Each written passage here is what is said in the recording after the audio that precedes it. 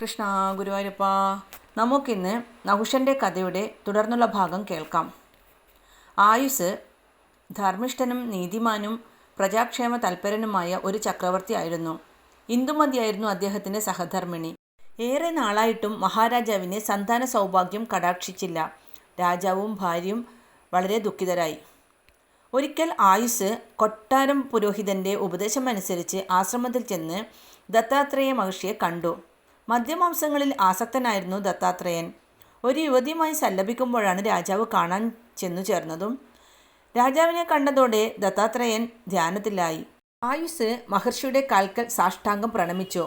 മഹർഷി കണ്ണു തുറന്ന് അനുഗ്രഹിച്ചതിന് ശേഷം മാത്രമേ താൻ എഴുന്നേൽക്കുകയുള്ളൂവെന്നുറച്ച് ആയുസ് കാൽക്കൽ തന്നെ കിടന്നു. മണിക്കൂറുകൾ ദിവസങ്ങളായി. 14 ദിവസം കഴിഞ്ഞപ്പോൾ മഹർഷി കണ്ണു തുറന്നു. രാജാവിൻ്റെ നിശ്ചയദാർഢ്യം കണ്ട് മഹർഷി പറഞ്ഞു, രാജാവേ, താങ്കൾ എന്തിനു ബുദ്ധിമുട്ടുന്നു? എനിക്ക് വരം തരുവാനുള്ള യോഗ്യതയില്ല. സദാ മദ്യത്തിലും മദിരാക്ഷിയിലും ആസക്തനായി കഴിയുകയാണ് ഞാൻ. താങ്കൾ മറ്റൊരു മഹർഷിയെ കണ്ടെത്തുക. ആയുസ് അത് ശക്തമായി നിഷേധിച്ചു. മഹാരാജാവ് പറഞ്ഞു, പുത്രഭാഗ്യത്തിന് വേണ്ടി വരം തേടി വന്നതാണ് ഞാൻ. മഹർഷി, താങ്കൾക്ക് വരം നൽകുവാനുള്ള കഴിവുണ്ട്. പ്രഭു, ബാഹ്യമായ ഈ പ്രകടനം അങ്ങയുടെ ആത്മാവിൽ തികച്ചും ചലനമുണ്ടാക്കുന്നില്ലെന്ന് എനിക്കറിയാം. ആത്മാരാമനായ അങ്ങ് എന്നെ അനുഗ്രഹിച്ചാലും. എന്തു പറഞ്ഞിട്ടും ആയുസ് പോയില്ല. അപ്പോൾ തനിക്ക് ആവശ്യമുള്ളതെല്ലാം തരാൻ മുനി പറഞ്ഞു. ആയുസ് അത് സമ്മതിച്ചു. ഇത് കേട്ട് ദത്താത്രേയൻ ചിരിച്ചു. എന്നിട്ട് ഗൗരവത്തിൽ പറഞ്ഞു, ഒരു വലിയ തലയോട്ടിൽ കുറേ രക്തവും മദ്യവും തരണം. വിവിധ തരം മൃഗങ്ങളുടെ ഇറച്ചി മേധ്യമാക്കി തരണം. വേഗമാകട്ടെ. രാജാവ് വളരെ പെട്ടെന്ന് മദ്യവും രക്തവും തലയോട്ടിൽ കൊണ്ടുവന്നു. വിവിധ മൃഗങ്ങളുടെ മാംസം പലവിധത്തിൽ പാകം ചെയ്ത് വിളമ്പി. ദത്താത്രേയൻ സന്തോഷത്തോടെ ഭക്ഷിച്ചു. ഭക്ഷണം കഴിഞ്ഞ് പ്രസന്നനായി മുനി മദ്യം സേവിച്ചു. സന്തുഷ്ടനായ അദ്ദേഹം രാജാവിനോട് പറഞ്ഞു, മഹാരാജാവേ, താങ്കളുടെ ഉറച്ച ഭക്തിയും ഭയമില്ലാത്ത മനസ്സും എന്നിൽ മതിപ്പുളവാക്കുന്നു. താങ്കൾക്ക് ഒരു പുത്രൻ ജനിക്കുന്നതാണ്. ദേവകൾ പോലും പൂജിക്കുന്നവനും അസുരന്മാർക്കും ദുഷ്ടന്മാർക്കും ഭീകരനുമായ അവൻ അജയ്യനായിരിക്കും. മഹർഷിയുടെ അനുഗ്രഹം ആയുസ് ശിരസാ വഹിച്ചു. മഹർഷി പെട്ടെന്ന് ധ്യാനത്തിലായി. അല്പം കഴിഞ്ഞപ്പോൾ തുടുത്ത ഒരു പഴം യോഗിയുടെ കരത്തിൽ കണ്ടു. ധ്യാനത്തിൽ നിന്നുണർന്ന ദത്താത്രേയൻ പഴം രാജാവിന് നൽകിക്കൊണ്ട് അരുൾ ചെയ്തു, രാജൻ, ഈ ഫലം ദിവ്യമാണ്, കാമസാധനവും. നിന്റെ ഭാര്യയ്ക്ക് ഫലം നൽകുക. അവൾ ഗർഭിണിയാകും. മഹർഷിയുടെ നിർദ്ദേശമനുസരിച്ച് ആയുസ് ദിവ്യഫലം ഇന്ദുമതിക്ക് നൽകി. രാജ്ഞി ഫലം ശ്രദ്ധയോടെ ഭക്ഷിച്ചു. മാസങ്ങൾ കഴിഞ്ഞപ്പോൾ റാണിക്ക് ഗർഭലക്ഷണങ്ങൾ കണ്ടു തുടങ്ങി. കാലമായപ്പോൾ റാണിക്ക് ഈറ്റില്യം നിർമ്മിച്ചു. വൈശാഖത്തിലെ പൗർണമിയിൽ ഇന്ദുമതിക്ക് പ്രസവവേദന തുടങ്ങി. റാണിയെ ഈറ്റിലത്തിലാക്കി. പെട്ടെന്ന് തന്നെ പ്രസവം നടന്നു. ആ രാത്രി തന്നെ ഹുണ്ടൻ ഈറ്റിലത്തിലെത്തി ചോരക്കുഞ്ഞിനെ എങ്ങനെയും നശിപ്പിക്കണമെന്ന് അസുരൻ ഉറച്ചു. പല വഴികളും അവൻ ആലോചിച്ചു. അവസാനം ഒരു തീരുമാനത്തിലെത്തി. അസുരൻ ഈറ്റിലത്തിൽ നിന്നും പുറത്തേക്ക് വന്ന ഒരു ദാസിയിൽ പ്രവേശിച്ചു. ഹുണ്ടൻ ശരീരത്തിൽ പ്രവേശിച്ചതോടെ അവൾ ഭ്രാന്തിയെപ്പോലെയായി. പ്രസവമുറിയിലേക്ക് ധൃതിയിൽ കയറിയ ദാസി എല്ലാവരും ഉറങ്ങുന്ന സന്ദർഭത്തിൽ കുട്ടിയെ എടുത്തു പുറത്തു കടന്നു. നിമിഷത്തിനുള്ളിൽ സ്വന്തം രൂപമെടുത്ത ഹുണ്ടൻ ദാസിയെ ചവിട്ടിമെതിച്ചു. കുഞ്ഞുമായി ആകാശത്തിലൂടെ കാഞ്ചനപുരത്തിലെത്തി. പുഞ്ചിരിക്കുന്ന ചോരക്കുഞ്ഞിനെ ഹുണ്ടൻ ഭാര്യയെ ഏൽപ്പിച്ചു. ക്രോധത്തോടെ അവൻ പറഞ്ഞു, ഇവനാണ് എൻ്റെ അന്തകൻ. പെട്ടെന്ന് ഇവനെ കൊന്ന് കറിവെച്ച് തന്നാലും. വിപുല അപ്പോൾ തന്നെ കുഞ്ഞിനെ ദാസിയായ മേഖലയെ ഏൽപ്പിച്ചു വേഗം കറിവെക്കാൻ ആജ്ഞാപിച്ചു. മേഖലയ്ക്ക് കുഞ്ഞിനെ കൊല്ലുവാൻ തോന്നിയില്ല. പാചകക്കാരൻ്റെ സഹായത്തോടെ കുഞ്ഞിനെ ഒളിപ്പിച്ചു. പന്നിമാംസം കൊണ്ട് കറിയുണ്ടാക്കി കൊടുക്കുകയും ചെയ്തു. പാചകക്കാരനാകട്ടെ കുഞ്ഞിനെ വസിഷ്ഠൻ്റെ ആശ്രമത്തിനു മുമ്പിൽ കൊണ്ടു കിടത്തി. ബ്രഹ്മമുഹൂർത്തത്തിൽ ഉണർന്ന മഹർഷി ഒരു കുഞ്ഞിൻ്റെ കരച്ചിൽ കേട്ടു. ഒരു നിമിഷം കരച്ചിൽ ശ്രദ്ധിച്ച മഹർഷി പെട്ടെന്ന് ആശ്രമത്തിന് പുറത്തു വന്നു. മഞ്ഞിൽ പുതച്ച് വിറയ്ക്കുന്ന ശരീരവുമായി നിലവിളിക്കുന്ന കുഞ്ഞിനെ മഹർഷി വാരിയെടുത്തു.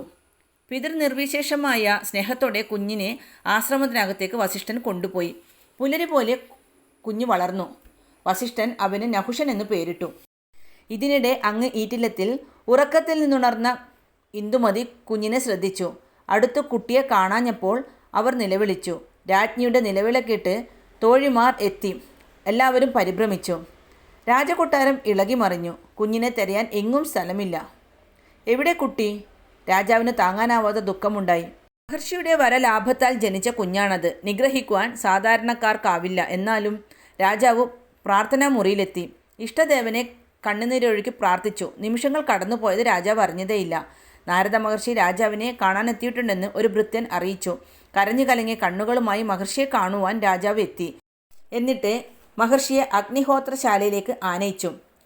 രാജാവിനെ ആശ്വസിപ്പിച്ചുകൊണ്ട് നാരദൻ പറഞ്ഞു, ഉണ്ണി മടങ്ങിയെത്തും, അവനൊരാപത്തും സംഭവിക്കുകയില്ല. ദത്താത്രേയൻ്റെ വരഫലമല്ലേ അവൻ.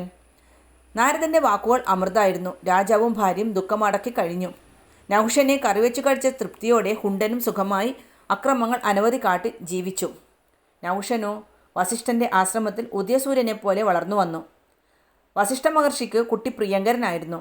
രാജചിഹ്നങ്ങൾ തെളിഞ്ഞ കുട്ടിയെ യഥായോഗ്യം മഹർഷി വിദ്യ അഭ്യസിപ്പിച്ചു. ധനുർവിദ്യയിലും മറ്റും വേദശാസ്ത്രങ്ങളിലും അവൻ പാണ്ഡിത്യം നേടി. നഹുഷൻ യൗവനയുക്തനായി. ആശ്രമത്തിലാണ് വളർന്നതെങ്കിലും അവനിൽ തെളിഞ്ഞു നിന്നത് രാജശ്രീയായിരുന്നു. ഒരു ദിവസം നഹുഷൻ യാഗത്തിനുള്ള സോമലതയുമായി വനത്തിൽ നിന്ന് മടങ്ങുന്ന വഴി ഇങ്ങനെ ചില വാക്കുകൾ അശരീരിയായി കേട്ടു. ആ പോകുന്നത് ആയുസിൻ്റെയും ഇന്ദ്രമതിയുടെയും പുത്രനല്ലേ? അല്ല, വസിഷ്ഠൻ്റെ മാനസപുത്രനാണ്. ഒരിക്കലുമല്ല. അവൻ്റെ മുഖത്ത് നോക്കൂ, അവിടെ തെളിയുന്നത് ശമം അല്ല, വീരമാണ്. രാജശ്രീയാണ് അവനിൽ തെളിഞ്ഞു നിൽക്കുന്നത്. അവൻ ചന്ദ്രവംശത്തിലെ ആയുസിൻ്റെ മകൻ തന്നെ. നഹുഷൻ ഈ വാക്കുകൾ കേട്ട് സ്തബ്ധനായി. വാക്കുകൾ എവിടെ നിന്ന് വന്നുവെന്നറിയാൻ അവിടെയെല്ലാം തിരഞ്ഞു. വനശ്രീയെ വെല്ലുന്ന 2 ചാരണന്മാരെ നഹുഷൻ കണ്ടു. അവരുടെ മുമ്പിൽ കൈകൂപ്പി നഹുഷൻ അഭ്യർത്ഥിച്ചു, മാന്യന്മാരെ, ഞാനിപ്പോൾ ചില വാക്കുകൾ കേട്ടു. അവ നിങ്ങളിൽ നിന്നാണോ എന്നറിയുവാൻ കൗതുകമുണ്ട്. ആരെപ്പറ്റിയാണ് നിങ്ങൾ പറഞ്ഞതെന്ന് അറിയുവാനും താല്പര്യമുണ്ട്. ചാരണന്മാർ ചിരിച്ചുകൊണ്ട് പറഞ്ഞു, ഞങ്ങൾ പറഞ്ഞത് നിന്നെക്കുറിച്ച് തന്നെയാണ്. ഞങ്ങൾ ദേവഹിതം അനുഷ്ഠിച്ചുവെന്നേയുള്ളൂ.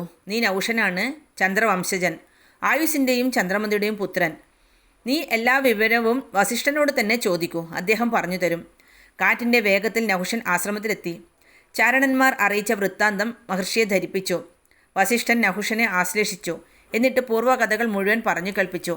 വസിഷ്ഠൻ ഇങ്ങനെ അവസാനിപ്പിച്ചു, മകനെ, ചോരക്കുഞ്ഞായിട്ടാണ് ഈ നടയിൽ വെച്ച് നിന്നെ കിട്ടിയത്. ദേവന്മാരുടെ ശക്തി കൊണ്ട് നിന്റെ കഥയെല്ലാം ഞാൻ അറിഞ്ഞിരുന്നു. യൗവനയുക്തനാവാതെ എല്ലാം നിന്നോട് പറഞ്ഞാൽ അസുരന്മാരെ നേരിടാൻ നിന്നെക്കൊണ്ടാവില്ലല്ലോ എന്നു കരുതി പറയാതിരുന്നതാണ്. എന്നാൽ ദേവനിയോഗത്താലെല്ലാം നീ അറിഞ്ഞു. നിനക്ക് വേണ്ടി ജനിച്ചവളാണ് അശോകസുന്ദരി. അവളെ ഭാര്യയാക്കി കൊട്ടാരത്തിലേക്ക് പോവുക. നിനക്ക് മംഗളം വരും. നഹുഷൻ കഥയറിഞ്ഞതോടെ ഹുണ്ടനെ വധിക്കുന്നതാണെന്ന് ശപഥം ചെയ്തു. എന്നാൽ അശോകസുന്ദരിയെ സന്തോഷിപ്പിക്കാൻ പല അടവുകളും ഹുണ്ടൻ പയറ്റി. ഒന്നും ഫലിക്കാഞ്ഞപ്പോൾ അവസാനം പറഞ്ഞു, അശോകസുന്ദരി, നിന്റെ കാത്തിരിപ്പ് വെറുതെയാണ്. നഹുഷൻ ഒരിക്കലും വരാൻ പോകുന്നില്ല. എന്തെന്നാൽ അവൻ ജനിക്കുകയും ആ രാത്രിയുടെ അവസാനത്തിൽ തന്നെ അവനെ ഞാൻ കറിവെച്ച് ഭക്ഷിക്കുകയും ചെയ്തു. ഇനി എന്തിന് അവനെ കാത്തിരിക്കുന്നു? എനിക്കിനി ക്ഷമിക്കാനും ആവില്ല. ഇന്നിവിടെ വെച്ച് ഞാൻ പ്രതിജ്ഞയെടുക്കുന്നു, ഒരാഴ്ചക്കുള്ളിൽ നീ സ്വമേധയാ എൻ്റെ ജീവിതത്തിലേക്ക് വന്നില്ലെങ്കിൽ നിന്നെ ഞാൻ ഫലം പ്രയോഗിച്ച് എൻ്റെ ഭാര്യയാക്കും. അശോകസുന്ദരി ഞെട്ടിവിറച്ചു. ഗതിയില്ലാതെ ഉഴന്ന് അവൾ എല്ലാം ഉമാദേവിയെ അറിയിച്ചു. അമ്മ മകളെ ആശ്വസിപ്പിച്ചു. മകളെ, എല്ലാം ശുഭമായി വരും. നീ വേദനിക്കാതിരിക്കൂ. ഹുണ്ടൻ ഈ ആഴ്ച മുഴുവനും ജീവിച്ചിരുന്നാലല്ലേ നിന്നെ സ്വീകരിക്കാൻ കഴിയൂ. അതുണ്ടാവില്ല. മഹർഷിയുടെ അനുഗ്രഹം വാങ്ങി നഹുഷൻ ഹുണ്ടനെ നിഗ്രഹിക്കുവാൻ തന്നെ പുറപ്പെട്ടു. കാഞ്ചനപുരത്ത് കൊട്ടാരത്തിൻ്റെ പൂമുഖത്തെത്തിയ നഹുഷൻ അസുരനെ പോരിന് വിളിച്ചു. എടാ പടുവിഡ്ഢി, നഹുഷൻ മരിച്ചിട്ടില്ല. നിന്റെ അന്തകനായ നഹുഷൻ ജീവനോടെ ഇതാ വന്നിരിക്കുന്നു. നിന്റെ രക്തം കൊണ്ട് ഭൂമിദേവിക്ക് തർപ്പണം നടത്തിയിട്ടേ ഞാൻ പോവുകയുള്ളൂ. ഞാൻ എങ്ങനെ രക്ഷപ്പെട്ടെന്ന് കരുതി നീ അത്ഭുതപ്പെടുന്നുണ്ടാവും. നിന്റെ ജീവനെടുക്കുവാൻ ഞാനിതാ അമ്പു തൊടുക്കുന്നു. തടയാമെങ്കിൽ ആയിക്കൊള്ളൂ.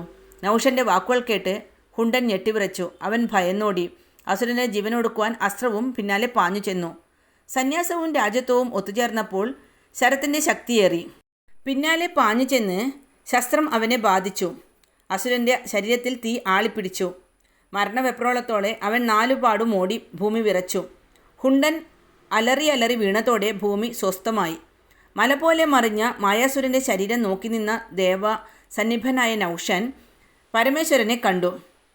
നഹുഷനെ അനുഗ്രഹിച്ച ശിവൻ ദേവന്മാരുടെ സാന്നിധ്യത്തിൽ അശോകസുന്ദരിയെ വിവാഹം കഴിച്ചു കൊടുത്തു. അനുഗ്രഹം വാങ്ങി ഭാര്യയുമായി നഹുഷൻ പിതാവിനെ ചെന്നു കണ്ടു. മകൻ വന്നതു കണ്ട് സന്തോഷാശ്രുക്കളാൽ പിതാവും മാതാവും നഹുഷനെ കുളിപ്പിച്ചു. കൊതി തീരുവോളം മകനെ നോക്കിക്കണ്ടു.